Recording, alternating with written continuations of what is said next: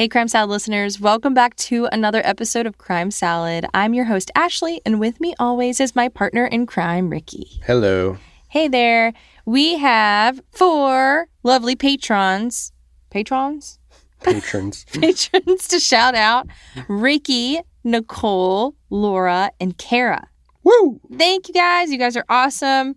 This kind of reminds me of we got a Peloton recently, and Ricky likes to call it the Pelotron. So today is December 1st. Do you know what that means? It's first of the month. Yeah, but do you know what that means? No, what? Holiday music all day, every day. Like all day, every day. Like as soon as we're done with this, it's going on the Bluetooth speaker. No. Yeah. No. In the car, in the shower, when we're going to sleep, when we're cooking, all day, every day. You don't have a speaker for the shower. I'm going to get one. I have one on the Amazon list right now. Oh, I'm sure you do. Amazon packages every day. Who's with me? Oh, my gosh. All right, guys. Well, let's jump into this week's episode.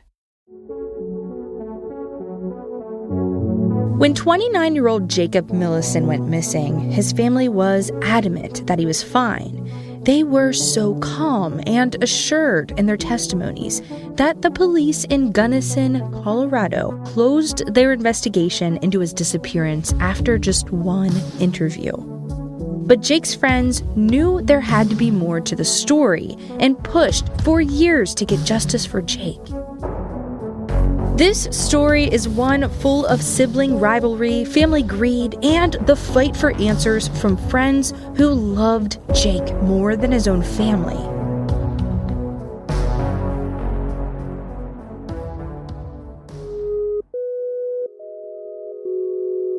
In 1964, a World War II veteran named Marion Rudabaugh bought 700 acres of land just outside the small town of Gunnison, Colorado.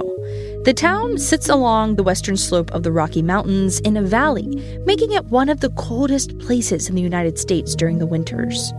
Gunnison is the home of Western Colorado University, and the students make up much of the population. There are about 6,500 locals who live in the town year-round. Marion Rudabaugh, or Rudy, as he was known to locals and visitors, named his 700 acres of land the 711 Ranch.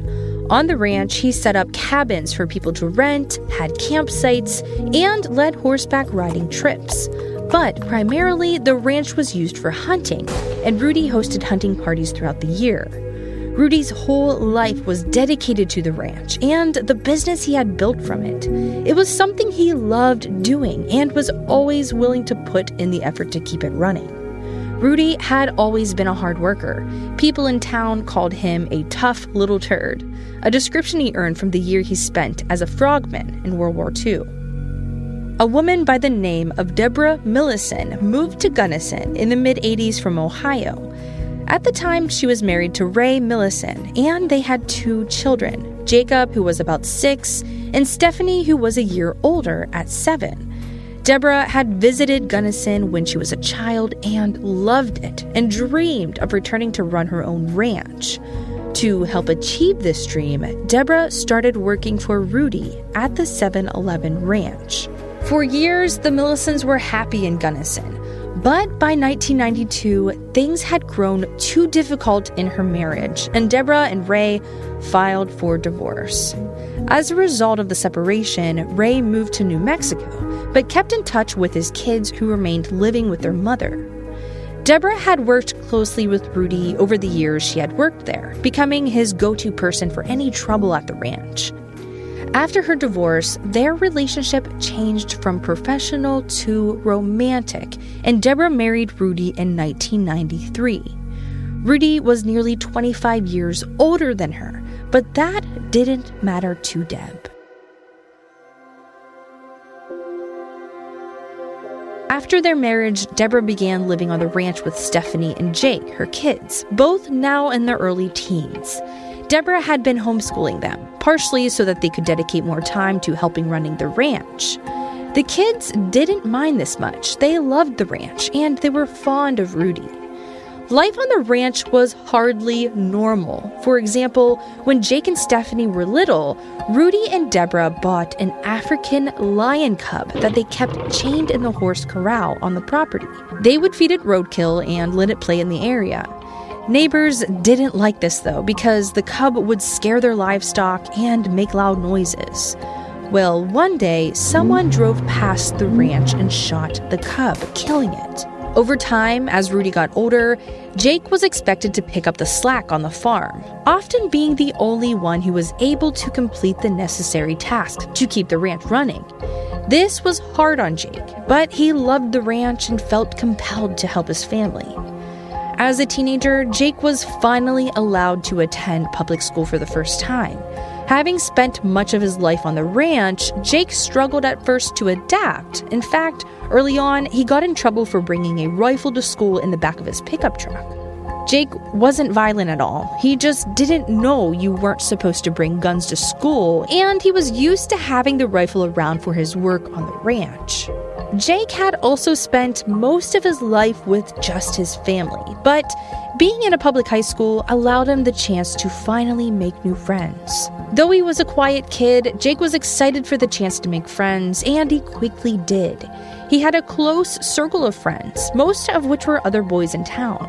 They were a group with low-key energy, introverts who loved to camp, take care of their motorcycles, and enjoy their rural lives. When Stephanie turned 18 years old, she got married to her boyfriend, a 19-year-old named David Jackson. Stephanie had met David when he had come through Gunnison with a traveling carnival months earlier. They were married in 2003. As a wedding gift, Rudy gave Stephanie and David early access to her inheritance so that she could buy a house with her new husband. He gave her $30,000. Stephanie used the money to rent out a house with David in Denver, which was about 4 hours away from the rest of her family in Gunnison.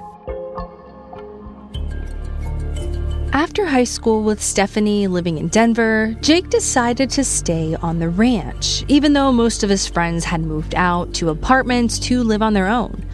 Rudy was getting quite old, and Jake was responsible for taking on whatever Rudy couldn't. Eventually, Rudy stopped being able to do much work at all on the ranch. In November of 2009, tragedy struck when Rudy Rudabaugh passed away at the age of 85. Jake was 23 years old and Stephanie was 24. After his death, Rudy had left something for each of his biological children and stepchildren. Stephanie had already received a large chunk, but would receive even more. Deborah inherited the 7-Eleven ranch, but Jake received nothing.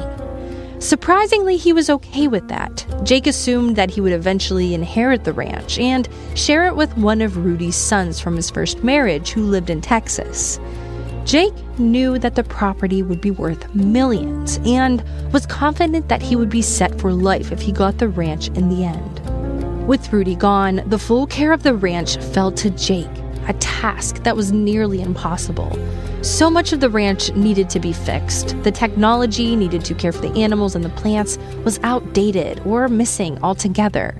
The fences were rotting away. And Rudy and Deborah had amassed more things that they could store, making the ranch look like a messy junkyard more than the fine property it had once been. Jake lived in the lodge, a building that was meant to host large dinner parties for campers or other big gatherings. But it had been so overrun with Rudy and Deborah's stuff that there was hardly enough room for his bed.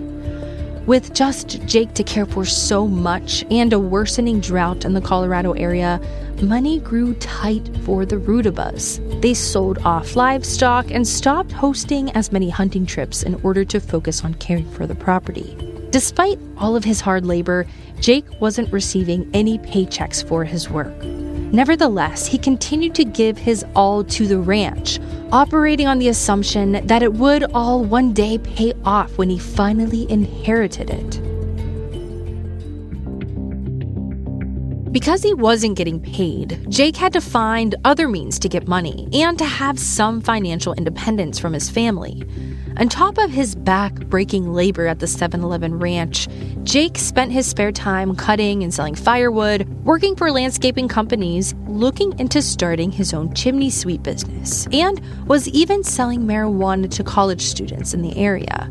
When these side jobs didn't pay off, Jake was forced to ask Deborah to give him some cash so that he could do small things like hang out with his friends at their favorite local bar, the Alamo, or go see a movie in town.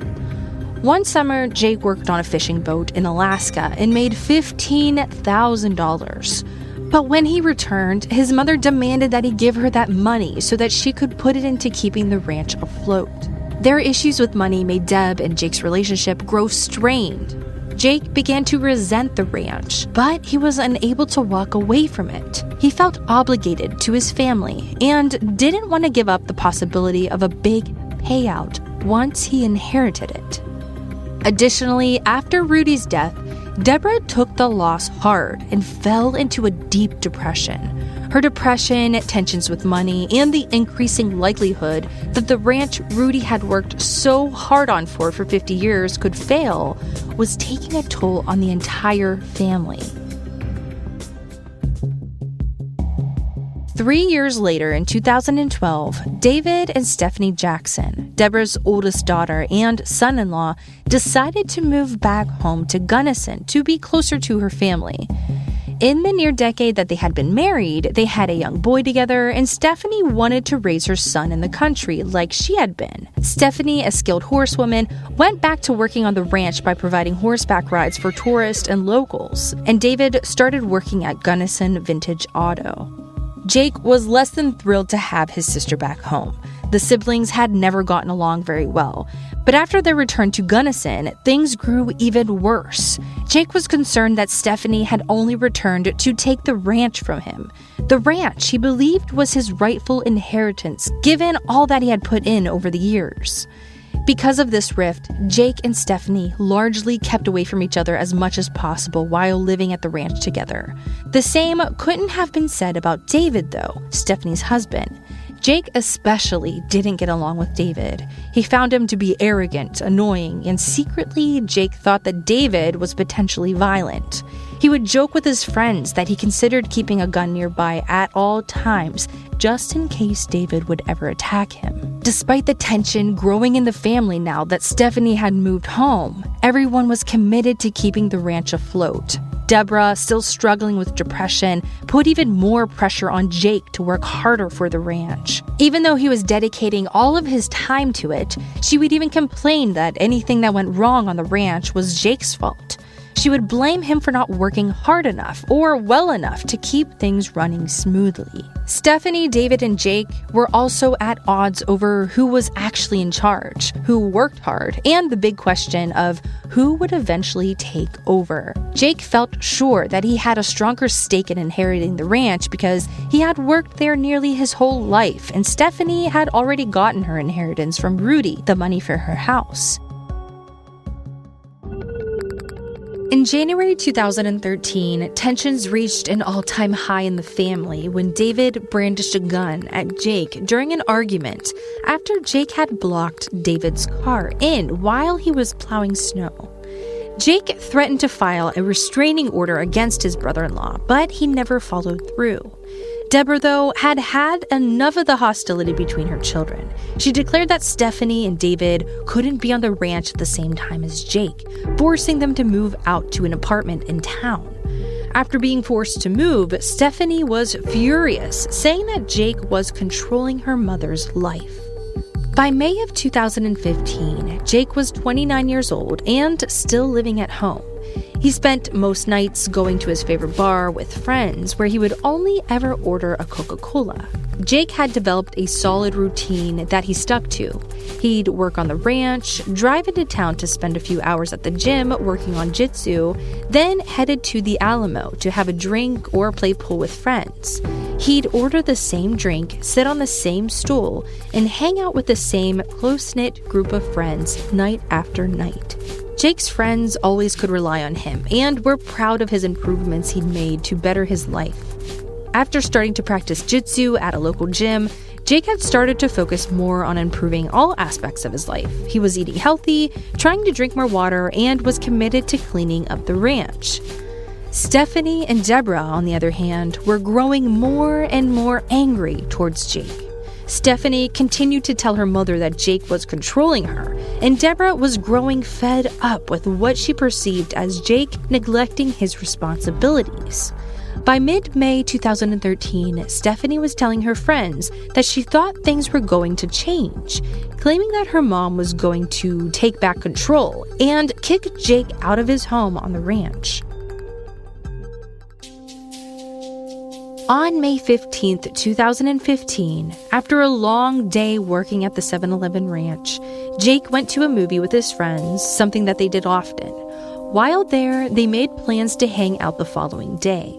But the next day, Jake didn't show up. Something that was deeply unlike him. Jake was always the one to confirm plans, triple-check that they were happening, and arrive right on time. His friends were worried, but tried to push away their concern. After nearly a week had passed and no one had heard from him, Randy Martinez and Nate Lopez, two of Jake's close friends, decided to go check in with his family. On May 20th, they went to the 7-Eleven ranch to talk with Deborah Rudaba.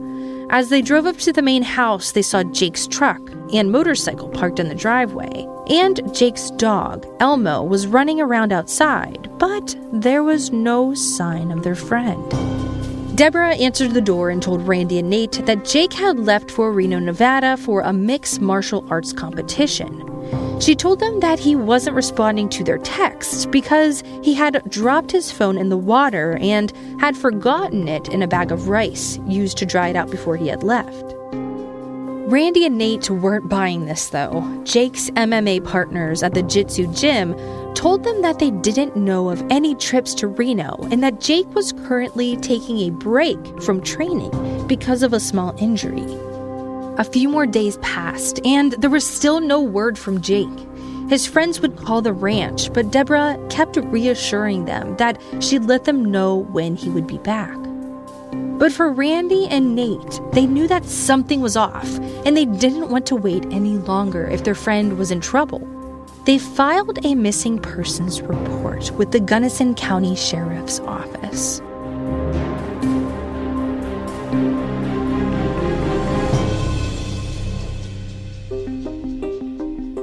After Gunnison County Patrol were alerted that Jake Millison was missing, Sergeant Mark Michael went to the ranch to follow up. There, Deborah told him that Jake had left with a friend that she didn't know. She thought that they were going camping in Reno. She told Officer Michael that taking off like this was just something that Jake did, and he left his cell phone behind. The officer believed her and marked the case status as unfounded, effectively closing the investigation into Jake's disappearance. But Jake's friends were shocked by Deborah's characterization of Jake. In the years that they had known him, he had never just taken off like this. He was reliable, steady, and committed to his friends and family. Randy, Nate, and a few others close to Jake knew that they needed to keep pushing detectives to look more. With their unceasing pressure, Officer Michael called the ranch again. This time, Deborah admitted that her and Jake had been fighting because he was almost 30 years old and still living at home. She added to her original story that when he allegedly left, Jake had taken a gun, a wad of cash, and camping equipment in the car of someone she didn't recognize. She assured the officer again that he was fine, but made it clear that she wasn't trying to keep tabs on where he was anymore. By June of 2015, a month after they had last heard from him, Jake's friends met with Officer Michael again, this time at the sheriff's office. They informed police that they had talked to Ray, Jake's dad, but Ray hadn't heard from his son in weeks and wanted a missing persons report filed. Even though Officer Mark Michael didn't think it was necessary, police reopened the case. Jake's friends tried to file reports of their own, but were told that only family could do that, which is not true in Colorado. Despite their continued calls, the police believed what Deborah had to say about where Jake went, a story that was later confirmed by Stephanie and David. Nonetheless, Jake's friends were sure that something was wrong. They kept filing reports and calling the ranch to see if anyone had heard from Jake. By the end of summer, Deborah finally filed her own missing persons report, perhaps to appease Jake's friends, but told police that Jake did cocaine, steroids, and hung out with a bad crowd. She also claimed that when he left, he had taken a book from her called How to Disappear Without Leaving a Trace. With this, she made it clear that the police shouldn't be looking too hard for her son. Randy, Nate, and Jake's friends, in response, made a Facebook group called Where's Jake Millison to try and raise awareness for his disappearance. On October 19, 2015, they posted pictures of David riding Jake's beloved Harley-Davidson motorcycle and claimed that he was selling Jake's bikes. In the months since Jake disappeared, Stephanie and David had moved back to the farm. Jake's bike was his prized possession.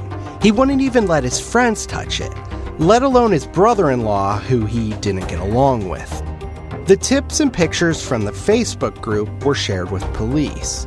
And finally, they were beginning to believe that there was more to the story than they were being told by Jake's family. If Jake was just on a trip, why were they getting rid of his stuff? If they believed he'd return from this trip, why would Stephanie and David move back home? Things were just not adding up.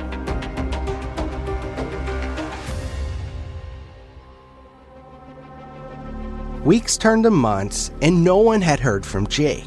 His friends joked that he would just come home one of these days with a wild, fun story, but deep down, they all secretly feared the worst. Though Jake's friends thought the department was deliberately ignoring their pleas for help, the department emphasized that the process is just slow. They only had one investigator for the entire county. By the winter of 2015, with Jake gone, care of the 7-Eleven ranch fell to David, something David did not like. He grew resentful towards Stephanie for staying warm in the lodge while he slaved away outside on her family's farm. He threatened to leave her, and even went as far as to shooting a bullet into the floor to scare her. In early 2016, as it approached nearly a year without Jake, Deborah Rudabaugh was diagnosed with stage 4 cancer. The police, who had slowly been building up their case, grew concerned that she would die before they could get enough answers. They enlisted the help of the Colorado Bureau of Investigation and were able to get a search warrant to look around the 7-Eleven ranch. On July 17, 2017, over 2 years since Jake was first reported missing, search teams and search dogs went through the entire 700 acres of the 7-Eleven ranch. And within a day, news began to spread that they had found a body. Wrapped in a tarp, buried under a pile of manure near the horse corral, it was the body of Jake Millison. With his body found on the property, it was clear that Jacob Millison had been killed, and the primary suspects were the 3 members of the family that lived on the property: Deborah, Stephanie, and David. Police called each in for questioning, and after months of keeping up a lie, their stories started to unravel. Police could finally see that everyone had a means or motive for killing Jake. Deborah had been complaining about Jake, calling him a freeloader, and Stephanie egged her on and had years of hatred towards him pent up. And David had been aggressive towards Jake in the past. In the search, investigators also found a will that was dated for 3 weeks before Jake went missing. Deborah had changed her will from leaving everything to Jake to leaving everything to Stephanie and David, including the 7-Eleven ranch. Jake would have been left with absolutely nothing, despite all of the years of giving his all to the property.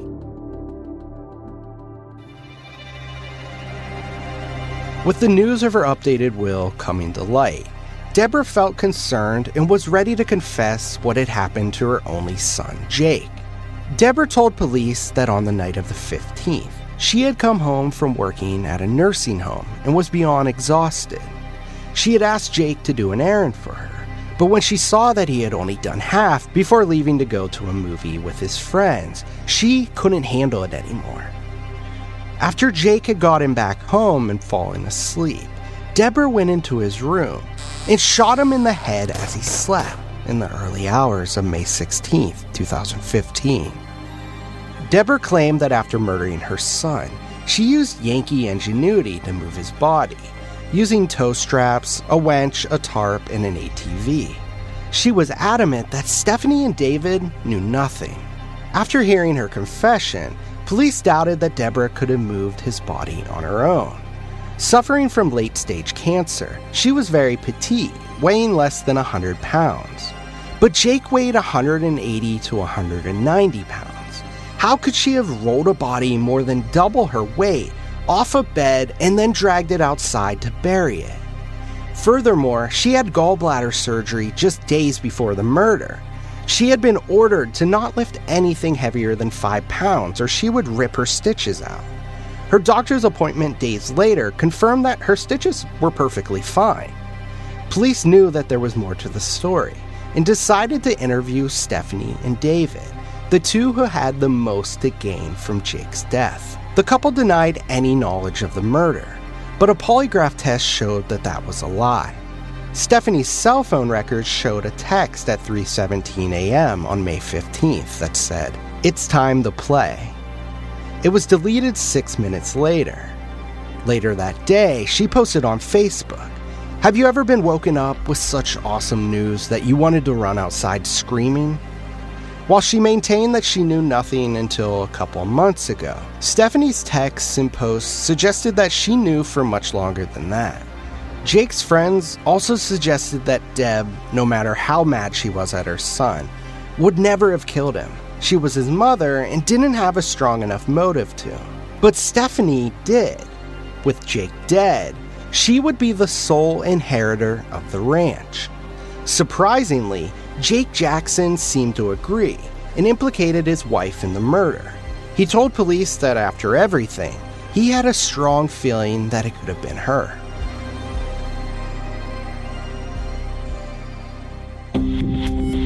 Finally, in March of 2018, Gunnison County Police arrested Deborah Rudabaugh, Stephanie Jackson, and David Jackson for the murder of Jacob Millison.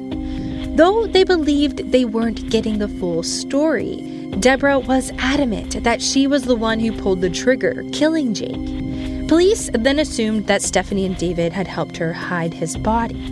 Deborah Rudabaugh was charged with first-degree murder, tampering with the deceased human body, and abuse of a corpse.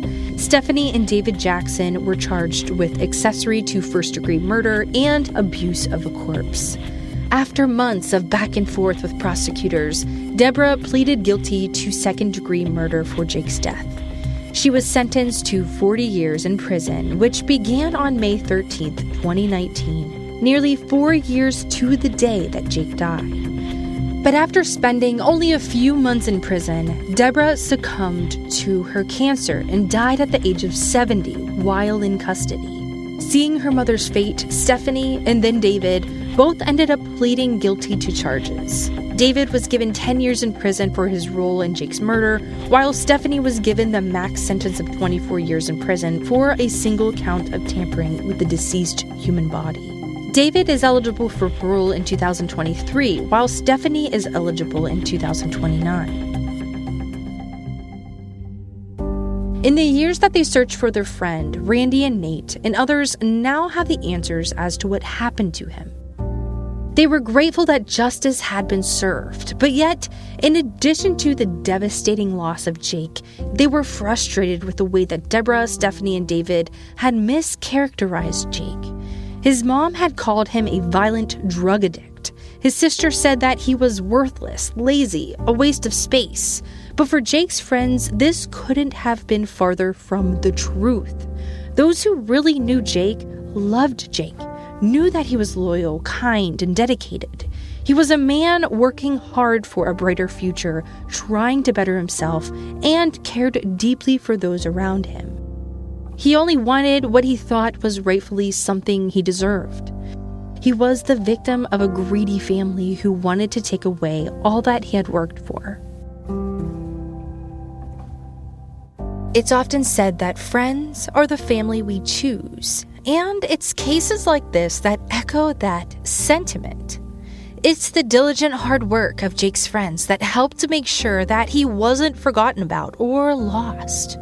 If they hadn't stayed so committed to finding answers, knowing that their friend wouldn't just pick up and leave, Jake's killers just might have gotten away with murder.